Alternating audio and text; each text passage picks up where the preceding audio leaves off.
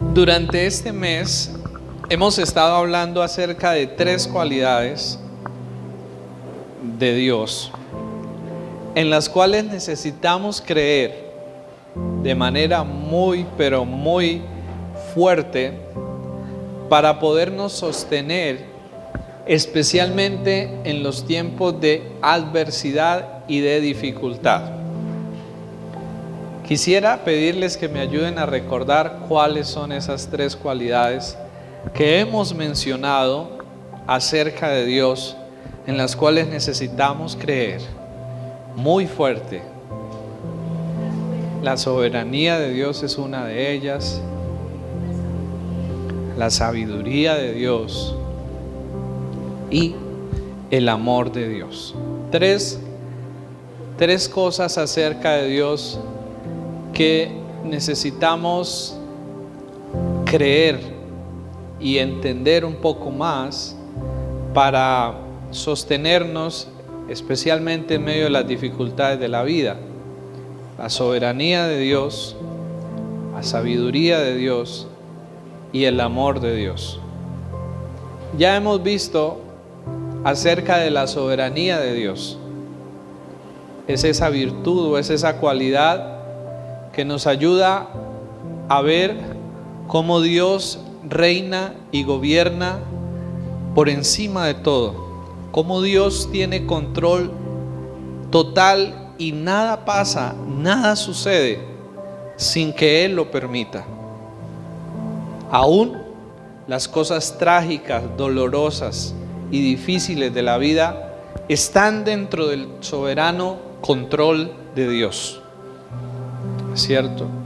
Y hoy vamos a mirar la siguiente cualidad acerca de Dios, y es la sabiduría de Dios.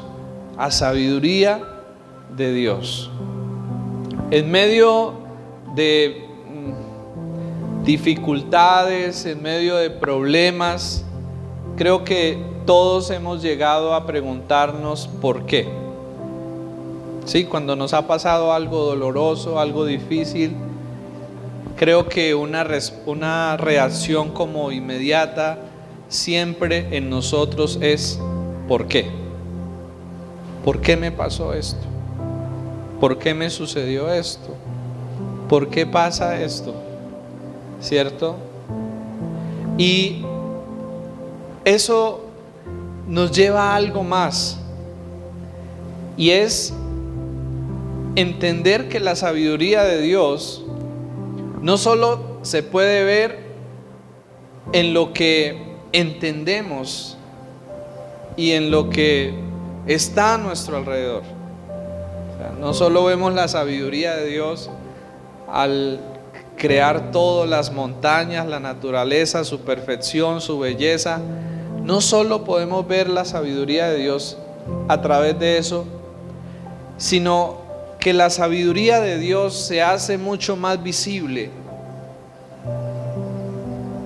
y se hace mucho más manifiesta en las cosas que muchas veces no entendemos y no comprendemos. Ahí resplandece mucho más la sabiduría de Dios en las cosas que nosotros no podemos entender y no podemos comprender.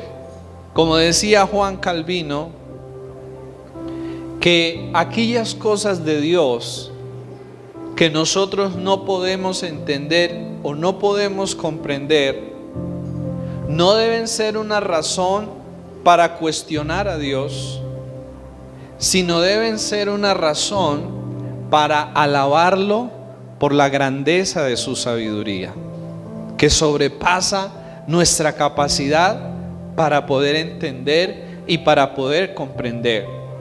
Entonces, la sabiduría de Dios no solo se manifiesta en lo que entendemos, en lo que podemos ver a nuestro alrededor, sino que se manifiesta aún mucho más en lo que no entendemos y en lo que va más allá de nuestra comprensión. Alguien describió la sabiduría como esa manera de escoger el mejor objetivo de una acción y la mejor manera para lograrlo. Escoger el mejor objetivo para una acción y la mejor manera de cómo lograr o de cómo alcanzar ese objetivo. En otras palabras un poco más sencillas, escoger los mejores objetivos para la vida y la mejor forma de cómo lograr y de cómo alcanzar esos objetivos. Y en ese sentido la Biblia nos muestra que Dios establece dos objetivos por encima de todo en la vida. Los dos objetivos más importantes que Dios tiene en la vida, y la Biblia nos los muestra. El primero de ellos lo encontramos en 1 Corintios capítulo 10 verso 31. Que alguien me ayude a buscarlo. Y el segundo está en Romanos 8:28. Quien encuentre 1 Corintios 10:31 lo puede leer. Es el primer objetivo que Dios establece para la vida nuestra. O sea, si nosotros pensamos en qué es lo primero en lo que Dios estableció para la vida, para las cosas, tenemos que fijarnos en esto. 1 Corintios 10:31. Quien lo tenga lo puede leer con toda libertad.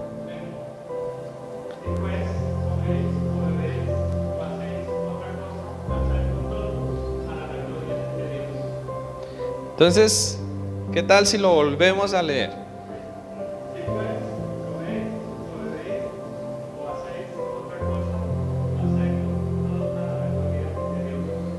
Dios establece un primer objetivo, y es que todo debe existir y todo debe vivir en función de la gloria de Dios. ¿Qué significa eso? Que todo debe existir y funcionar para la gloria de Dios. ¿Qué es eso?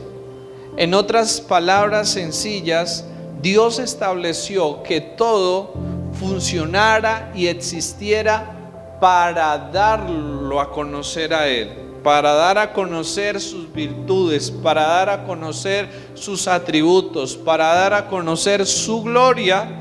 Y que al mismo tiempo, al conocer esas virtudes, esas cualidades de Dios, Él sea adorado, Él sea alabado, Él sea glorificado, Él sea el centro de todo. Y de pronto podríamos decir, pero eso suena como egoísta, ¿no? Pareciera que Dios fuera como un poco egoísta, que Él quiere ser el centro, ¿cierto? Pero ¿saben algo? Hay dos razones por las cuales Dios, y estas dos razones que digo son las que uno medio alcanza a comprender. Seguramente hay muchas más, pero hay dos razones principales por las cuales Dios es digno de recibir la gloria y de que todo sea para su gloria. Uno, porque todo ha sido creado por Él. Todo ha sido creado por Él. O sea, sin Él nada sería y nada existiría. Por lo tanto, ¿ustedes creen que Él merezca recibir la gloria? Si ha creado y si ha hecho todo, es digno y es merecedor de la gloria, ¿verdad? Si Él ha sido el que lo ha hecho. O sea, aquí en nuestro alrededor nosotros tenemos algo que llaman derechos de autor y muchas cosas así, y hay leyes y hay cosas, porque cada quien debe recibir el mérito de lo que ha hecho. Y a nosotros nos gusta que cuando hacemos algo recibamos el mérito y el reconocimiento de eso, ¿verdad? No hay nada peor que haber hecho uno algo con todo el esfuerzo, con todo el sacrificio, y que no se lo reconozcan, ¿verdad? Eso es triste y es frustrante y es injusto, ¿verdad? En nuestra percepción. Pues imagínense a una dimensión mucho mayor aquel que ha creado y aquel que ha hecho todas las cosas. Es merecedor del reconocimiento y de la gloria. Pero en segundo lugar, Dios se establece en el centro de todo, porque sin Él la existencia no tiene sentido. Sin Él la existencia no tiene vida. En otras palabras, porque el mayor bien que un ser humano puede tener es a Dios mismo. Dios se establece en el centro de todo porque Él es el mayor bien para sus criaturas, para su creación. O sea, sin Él nosotros no tenemos bien. O sea, andamos buscando el bien, el bienestar, la felicidad, la plenitud en una cantidad de cosas que nunca nos sacian permanentemente. Nos sacian por momentos, nos sacian por instantes, pero después volvemos a quedar con la necesidad. Porque como alguien diría, nuestra alma, nuestro interior tiene el tamaño que solo lo puede llenar Dios, que solo lo puede llenar nuestro creador, nuestro hacedor. Entonces Dios establece un primer objetivo para la vida y para la existencia de todo ser humano, y es vivir para la gloria de Dios. Es decir, vivir para darlo a conocer y para adorarlo y alabarlo y disfrutarlo por lo que Él es. Ese es el primer propósito y es el primer objetivo que Dios establece en su sabiduría para su creación. Que tengamos una dependencia de Él, porque solo en Él podemos encontrar nuestro mayor bienestar, nuestro mayor gozo y nuestra mayor plenitud de vida. Solo en Él. Pero hay un segundo objetivo que Dios establece para su propósito acá. Romanos 8:28. ¿Quién lo tiene? Romanos 8:28.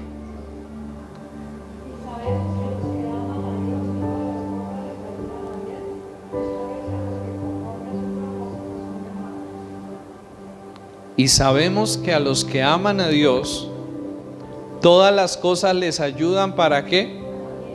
Para bien. Entonces el segundo objetivo que Dios se plantea para nuestras vidas es que Dios desea nuestro bien.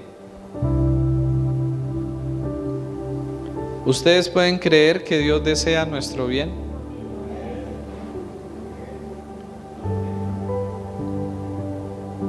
El Señor puso un ejemplo en alguna oportunidad y dijo: si su hijo le pide un pan, usted no le va a dar una piedra, ¿verdad? Si le pide un pescado, usted no le va a dar una serpiente. Y luego dice: si ustedes, siendo malos, saben dar buenas cosas, ¿cuánto más vuestro Padre Celestial le dará buenas cosas a los que se las pidan? Esto nos deja ver el corazón de Dios, de cómo Él desea nuestro bien, y lo desea mucho más de lo que nosotros lo podemos desear para sí mismos. Dios desea nuestro bien. Pero ¿saben algo? A veces el bien que nosotros creemos que necesitamos no es el bien que Dios ve que nosotros en realidad necesitamos. ¿Sí me hago entender? A veces el bien que nosotros creemos necesitar o que nosotros creemos merecer no es el bien que Dios ve o que Dios considera mejor para nuestras vidas.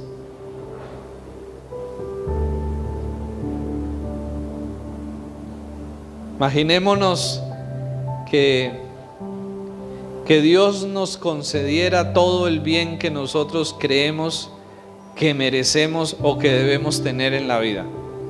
¿Qué creen ustedes que pasaría?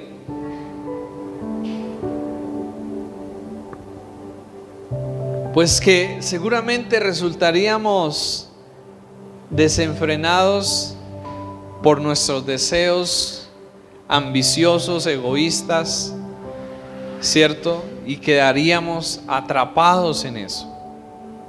El bien del cual habla la Biblia no es pensar que Dios nos va a complacer todo o nos va a conceder todo.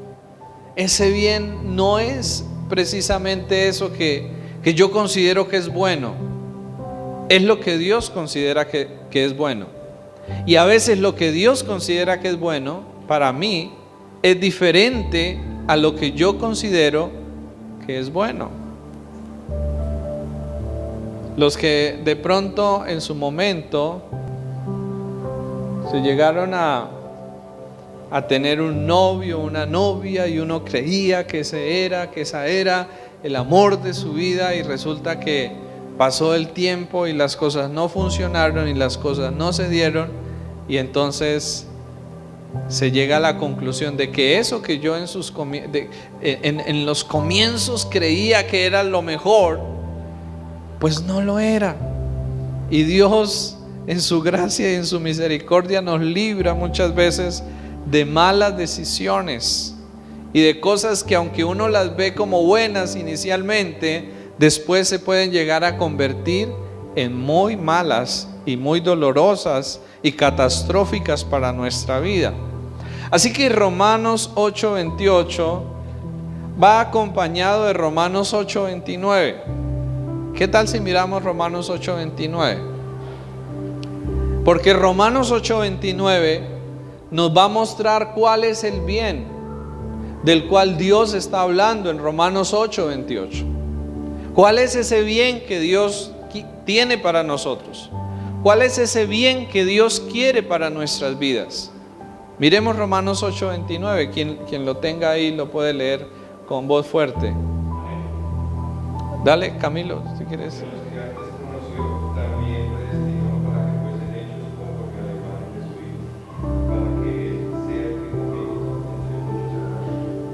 Lo puedes volver a leer y para que le tratemos de... Porque a los que antes conoció, también los predestinó para que fuesen hechos conformes a la imagen de su Hijo, para que Él sea el primogénito de muchos hermanos. Entonces, ¿cuál es el propósito de Dios según este versículo?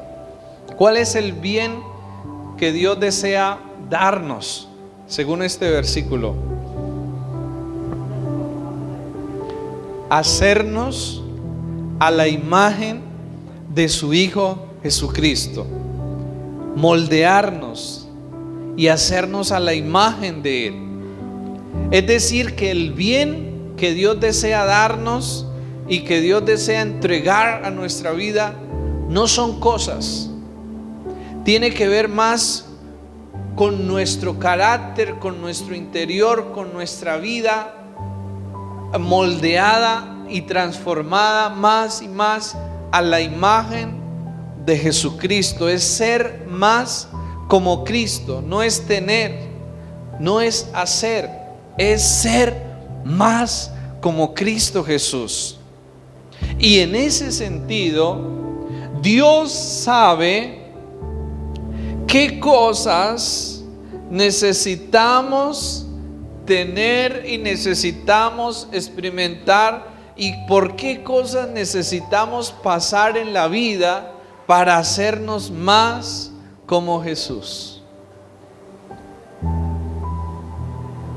Entonces ahí entra la sabiduría de Dios a permitir cosas dolorosas en nuestra vida, cosas incómodas, cosas desagradables.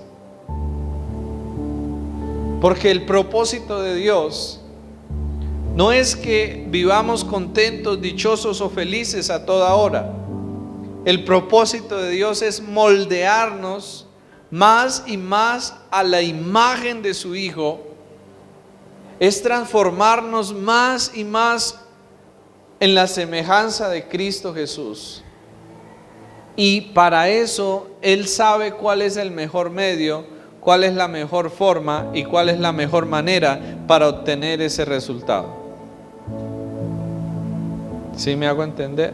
Por eso alguien decía que podemos dar gracias a Dios por toda situación que nos lleva a caer de rodillas delante de Dios, por toda situación que nos humilla, por toda situación que nos pone a prueba la paciencia, por toda situación que nos afana, que nos angustia, porque en la sabiduría de Dios, Él está permitiendo, o Él sabe qué necesita permitir en mi vida para cumplir ese propósito final, que es hacerme más como su Hijo Jesucristo. Él sabe qué necesita permitir en mi vida. Él sabe por qué cosas necesito pasar y por qué cosas necesito vivir para hacerme más a la imagen de su Hijo. No se trata, el éxito a los ojos de Dios no se mide como lo miden los seres humanos acá. Los seres humanos medimos el éxito por los logros, ¿verdad? Por la cantidad de cosas que podemos llegar a conseguir, acumular, a lograr o alcanzar en esta tierra. Pero el éxito a los ojos de Dios, ¿saben cómo se mide o cómo lo mide Dios? Lo mide en ese parecido y en esa semejanza que cada día vamos teniendo más y más de su Hijo Jesucristo. O sea, como que Dios tiene aquí un molde, como que Dios tiene aquí un modelo, y nosotros inicialmente comenzamos por allá en otro extremo. Somos totalmente lo contrario a Cristo, ¿verdad? Pero Dios nos toma de allá, nos saca de allá, nos rescata, nos salva, y empieza luego, como el alfarero empieza a trabajar con el barro, fijándose en el modelo que tiene allá de qué es lo que va a hacer con este barro. Empieza Dios a trabajar, empieza Dios a moldear, y cada día Dios va a estar trabajando, cada día Dios va a estar moldeando, de tal manera que vayamos tomando más y más el parecido, más y más y más la forma de Jesús. Y entonces ahí Dios sabe qué cosas necesita permitir en la vida nuestra para que podamos ser más como Jesús. Dios mira qué personas necesita colocar en nuestra vida para que nos saquen la rabia y podamos ser un poco más como el Señor, que nos hagan mal para que podamos ser más como Jesús, que nos hagan injusticias para que podamos ser más como Jesús, ¿verdad? Dios sabe qué dosis necesitamos cada uno para poder ser cada día más y más como Él. Y eso es doloroso, ¿verdad? Como cuando a uno le aplican una inyección de esas que duelen terriblemente. Dios sabe qué dosis cada uno de nosotros necesitamos para ser más como Jesús. Porque el propósito de Él con nosotros es ese: hacernos más como Jesús. No es hacernos famosos, no es hacernos exitosos. No, el propósito de Dios con nosotros es hacernos más como Jesús. Y podemos medir la vida, si estamos siendo exitosos o no, no con la medida que la mide el mundo, no con los logros, no con la acumulación de dinero o de cosas materiales. No, eso es basura ante los ojos de Dios. Lo que Dios mira y lo que Dios quiere que nosotros utilicemos para saber si estamos exitosos en la vida es cuán parecidos y cuán más como Jesús estamos siendo cada día. Y entonces, a veces me veo un poco fracasado, ¿verdad? Si nos medimos de acuerdo a eso, creo que estamos un poco en bancarrota y en fracaso, ¿verdad? Y que necesitamos retomar ese objetivo de vida y necesitamos permitir que Dios trabaje más en ese objetivo de vida. ¿Cuál es mi objetivo de vida? Y yo tengo que mirar eso y tengo que alinearme con lo que Dios quiere hacer. Y lo que Dios quiere hacer en mi vida es eso: moldearme y hacerme cada día más como nuestro Señor y Salvador Jesucristo. Y eso trae gloria a Dios, y eso trae gloria al Padre. Así que Dios sabe. Dios sabe. Dios no solamente sabe lo que necesitamos, sino cuándo y cómo es la mejor forma para que eso ocurra o llegue a nuestra vida.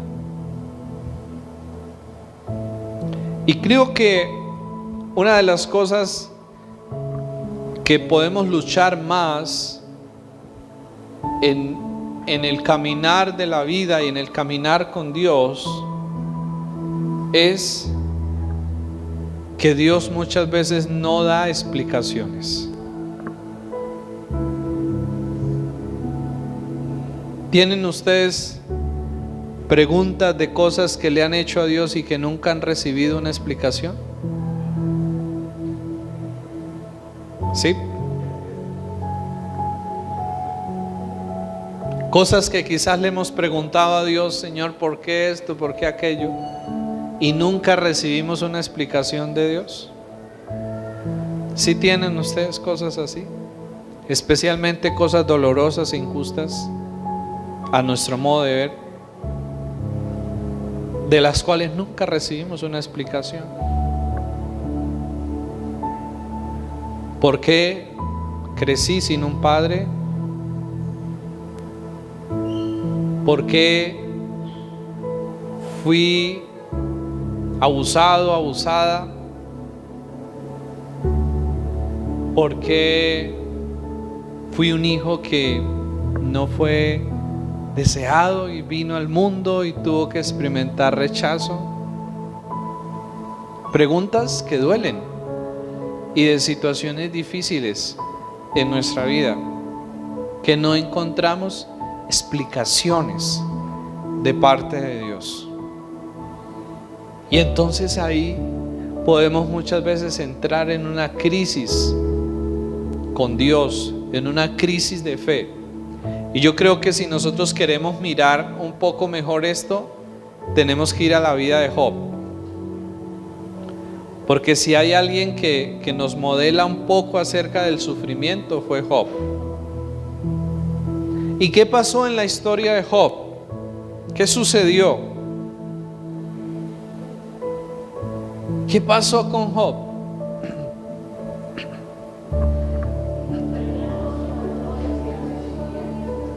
Pasó por muchas pérdidas económicas, pérdidas familiares, pérdida de la salud, o sea, todos los males y las desgracias que le pueden llegar a una persona le llegaron a este hombre. Y en medio de esa situación, Job muchas veces preguntó por qué. Job se cuestionó como cualquiera de nosotros lo haría. ¿Por qué? ¿Por qué? ¿Por qué? ¿Por qué? Y Job hablaba y decía muchas cosas. Pero al final del libro de Job, ¿qué encontramos nosotros? Que Dios nunca le dio explicaciones a Job de por qué le había pasado lo que le había pasado. La única respuesta que Job recibió no fue por qué, sino quién. ¿Sí lo entendemos? O sea, la única respuesta que Dios le dio a Job, a todos sus interrogantes, a todo su dolor, a todo su sufrimiento, fue quién. No fue por qué, sino quién.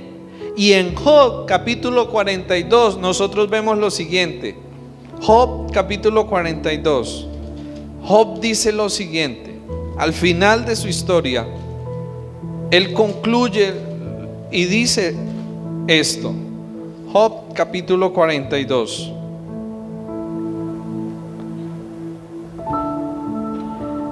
Respondió Job a Jehová y le dijo: yo conozco que todo lo puedes y que no hay pensamiento que se esconda de ti. ¿Quién es el que oscurece el consejo sin entendimiento? Por tanto yo hablaba lo que no entendía, cosas demasiado maravillosas para mí que yo no comprendía. ¿Qué vemos hasta ese momento de Job? Que él reconoce que todos sus argumentos, que todos sus cuestionamientos y todo lo que él hablaba y decía eran cosas que no, muchas de ellas que no tenían sentido. Y en el versículo 4 dice: oye, te ruego y hablaré, te preguntaré y tú me enseñarás. De oídas te había oído, mas ahora mis ojos te ven. Por tanto me aborrezco y me arrepiento en polvo y en ceniza. Al final de su historia, Job no recibió una explicación de parte de Dios del por qué le había permitido todo esto, pero al final de su historia, Job recibió una mayor comprensión acerca de quién era Dios y una mayor comprensión acerca de quién era él mismo. Y entonces, a través de esa mayor comprensión de quién era Dios y de quién era él, entonces Job dice: de oídas te había oído, mas ahora mis ojos te ven. Todo esto, y quizás parte del plan de Dios con todo lo que pasó Job, que no quizás sea todo, pero quizás una parte de ese plan de Dios con Job, no era darle una explicación de las cosas, sino era que las cosas terminaran conduciendo a Job y llevando a Job a conocer más profundamente a Dios, a conocer mejor a Dios, a entrar en una nueva relación con Dios, a entrar en una nueva comprensión de la grandeza, de la sabiduría y del poder de Dios. Y entonces Job termina y concluye su historia diciendo esto: de oídas te había oído, mas ahora mis ojos te ven. La respuesta de Dios para Job no fue ¿por qué?, sino ¿quién? ¿Quién? Dios. Dios. Y el libro de Job no termina mostrando la victoria de Dios sobre Satanás, porque ¿quién fue el que le atacó a Job? Satanás. El libro de Job no termina mostrando que Dios peleó por Job y que Dios le dio la victoria a Job y que Dios libró a Job de sus enemigos. No, la Biblia no termina hablando de eso. Ese libro no termina hablando de eso. ¿Saben ustedes por qué? Porque aún el mismo enemigo es un instrumento de Dios para cumplir sus propósitos en nuestras vidas. Aún el mismo enemigo, aunque no lo entendamos porque se sale realmente de nuestra comprensión, está siendo usado por Dios para que finalmente nosotros podamos llegar a conocerlo a Él. Y eso fue lo que pasó con Job. Por eso al final hay una conversación entre Job y Dios. No es una conversación entre Dios y el diablo, es una conversación entre Dios y Job. Porque todo eso llevó a Job a tener una mejor comprensión de quién era Dios y de quién era él mismo. Pero a veces todas las historias no terminan con un final feliz como el de Job. Porque a mí me parece que la historia de Job termina con un final feliz. Y Dios le devolvió al doble, ¿verdad? Y cuando nosotros miramos, por ejemplo, la historia de José, una historia al comienzo difícil, pero al final es una historia que termina muy bien, ¿verdad? José siendo el gobernador allá, el segundo más importante en Egipto. Ese es un final feliz. Pero hay historias que no terminan con un final feliz. Hay hogares que nunca se arreglaron, matrimonios que nunca se arreglaron y su final fue un divorcio, fue una separación. Ese no es un final feliz, ¿verdad? Hay enfermedades de las cuales se oró y se oró y se oró y Dios nunca sanó y la persona finalmente murió. Y ese no es un final feliz a nuestro modo de ver. Y entonces ahí, ¿qué hacemos?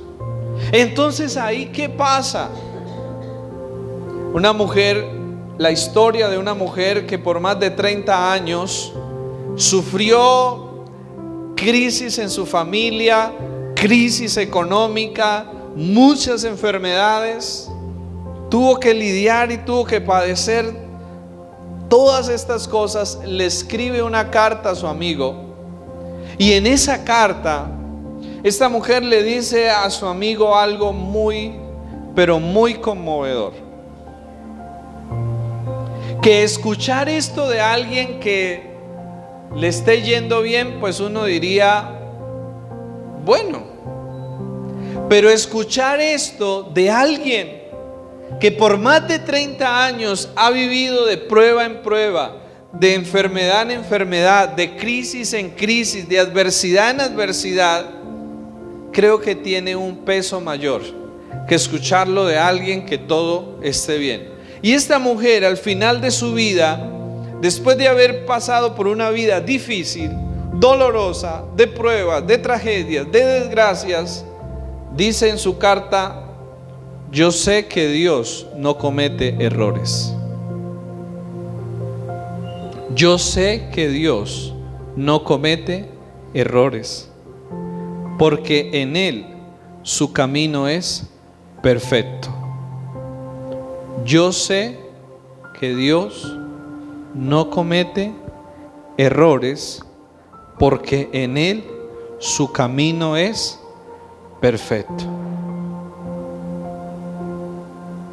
Que alguien en quien todo esté bien diga esto, pues uno dice sí. Pero alguien que por más de 30 años vivió crisis familiares, crisis económicas y diversas enfermedades, y nunca muchos de esos problemas se arreglaron, sino que así terminó su vida, diga: yo sé que Dios no comete errores, porque en Él su camino es perfecto. Eso solo es el resultado de alguien que conoce y que confía en Dios verdaderamente. No por lo que Dios hace, no por lo que Dios da, sino por lo que Dios es. Por lo que Dios es. ¿Y a qué nos lleva esto? ¿A qué nos lleva esto? A que nunca nosotros deberíamos cuestionar a Dios o pedirle a Dios que justifique o que explique el porqué de lo que Él hace o permite en nuestra vida.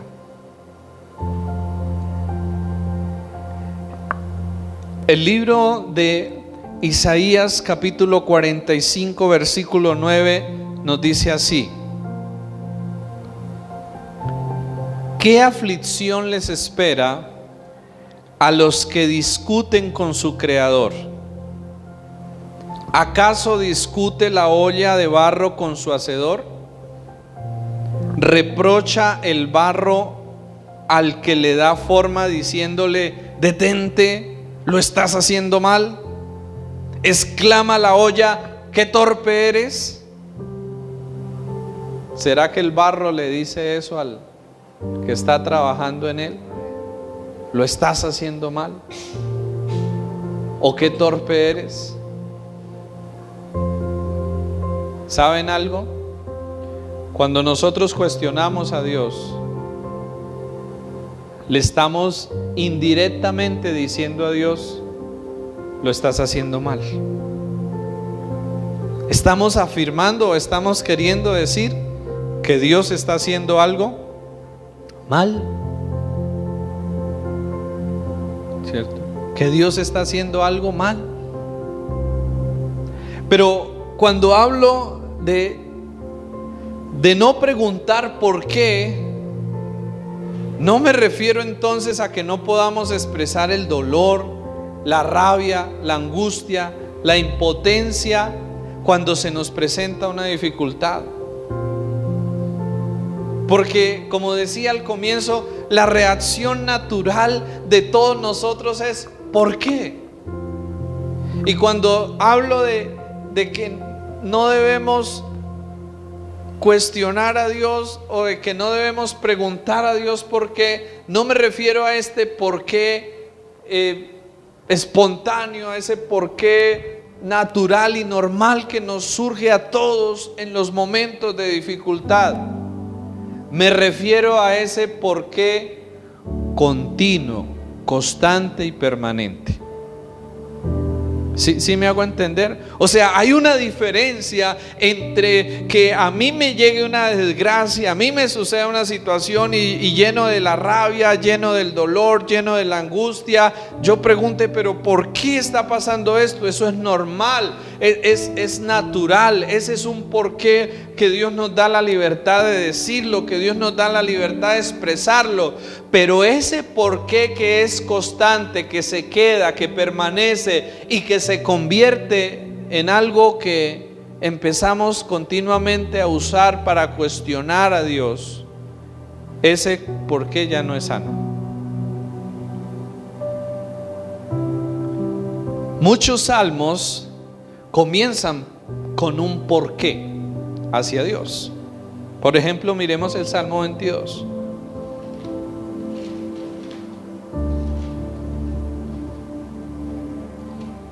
Salmo 22.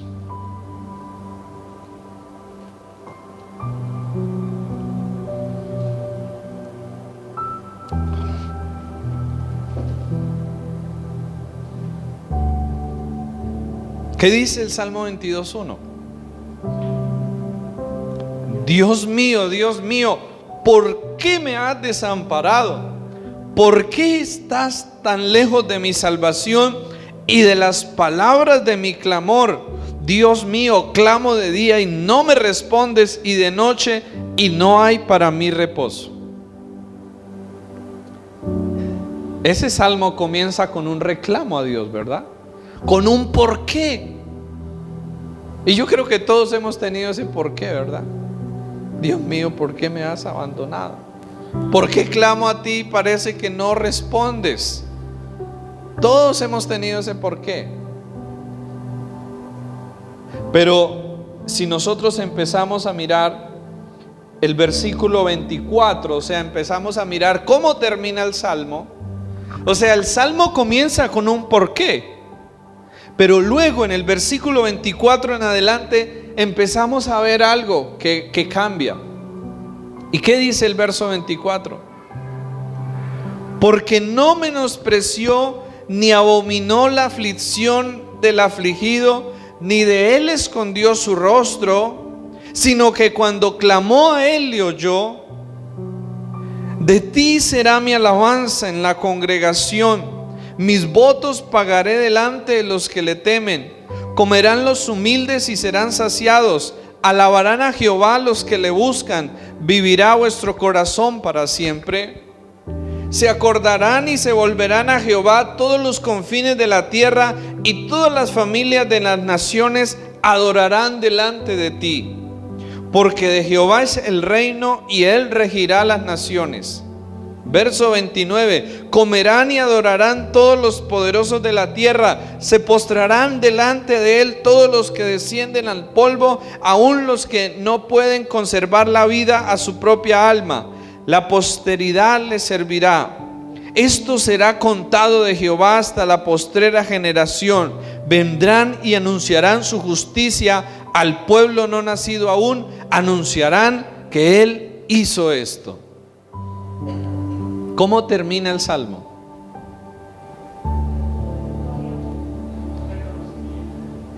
Termina reconociendo, alabando a Dios.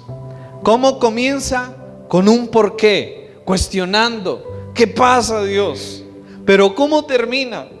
Reconociendo y alabando la grandeza, el poder, la fidelidad de Dios. Entonces, ¿qué nos deja ver este salmo?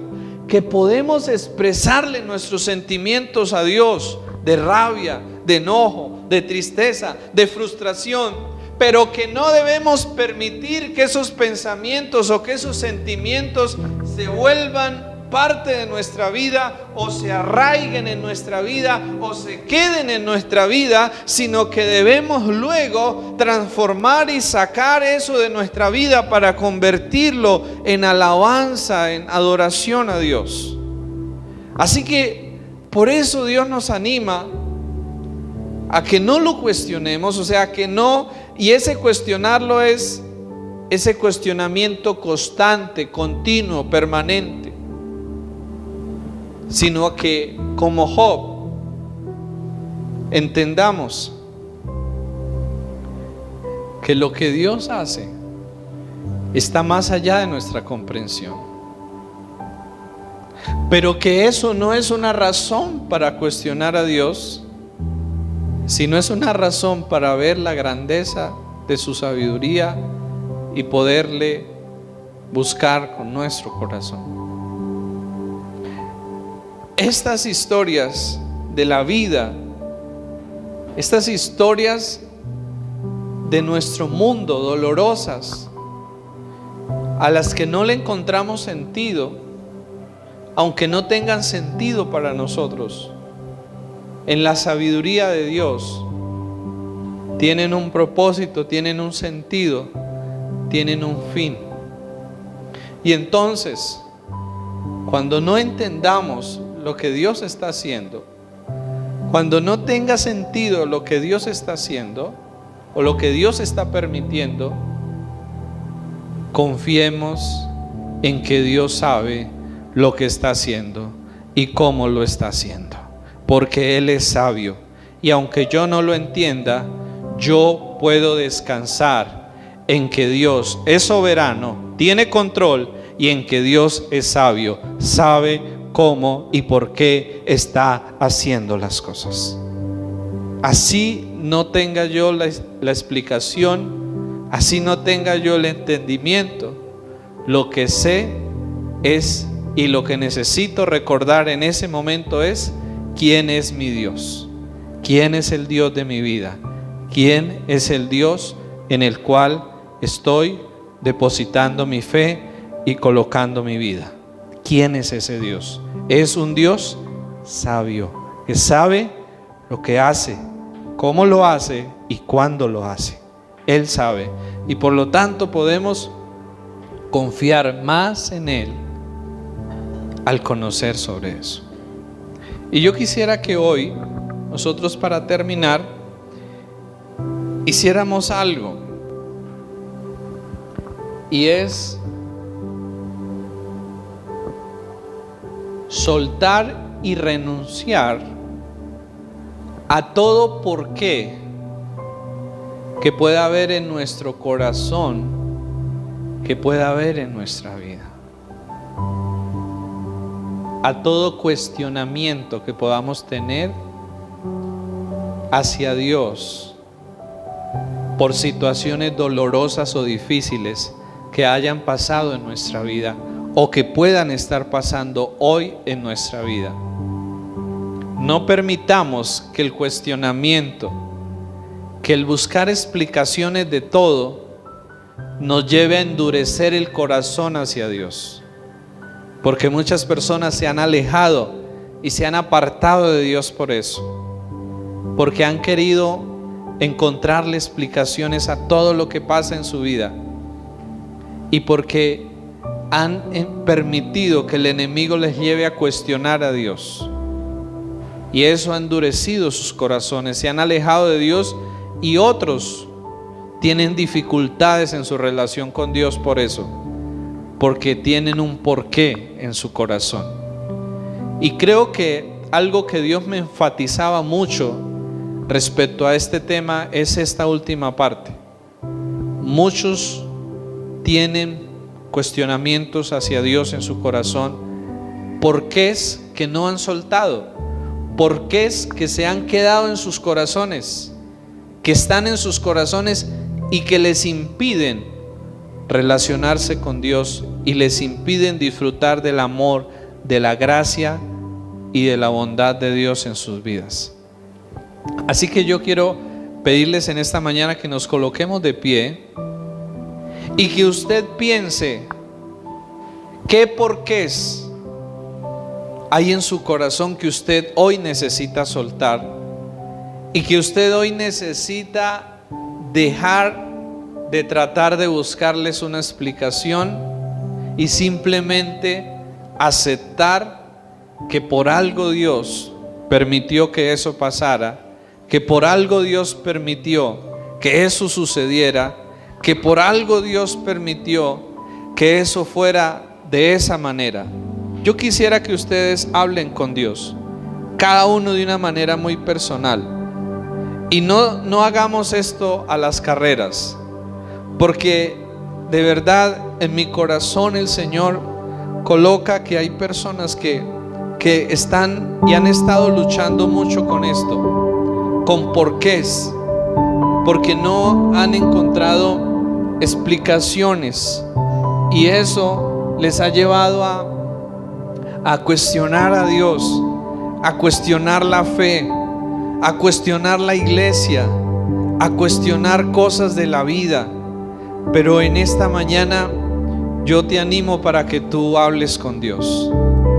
Yo te animo para que tú hoy aceptes las cosas como han pasado, como sucedieron, y le digas a Dios hoy que aunque no ha sido fácil y no fue fácil para ti, y Dios sabe que no fue fácil y Dios sabe que no ha sido fácil para ti, pero que hoy tú puedas decir a Dios: acepto lo que tú permitiste, acepto la manera en que tú lo permitiste, y quiero confiar en que tú eres tan sabio y tan poderoso que aún eso que pareciera no tener sentido y no ser justo, tú lo puedes convertir y transformar en algo para bien en mi vida, o en la vida de ese ser amado que haya pasado, o en la vida de esa persona que haya pasado.